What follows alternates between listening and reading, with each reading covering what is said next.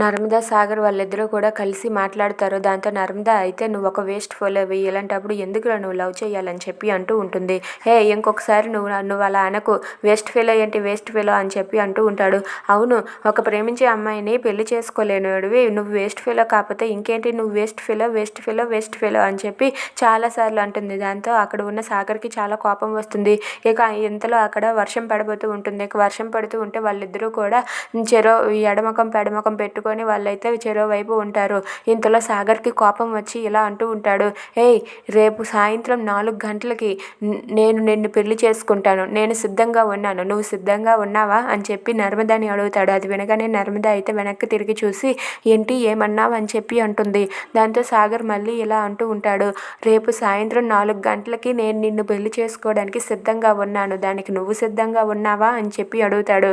దాంతో నర్మద అయితే okay ready, నేను కూడా సిద్ధంగా ఉన్నాను, నువ్వు నన్ను పెళ్లి చేసుకునే సత్తా నీకుందా అని చెప్పి అంటుంది. ఎందుకు లేదు, రేపు సాయంత్రం 4 గంటలకు నీ మెడలో తాళి కడతానని చెప్పి అంటాడు. Please subscribe our channel.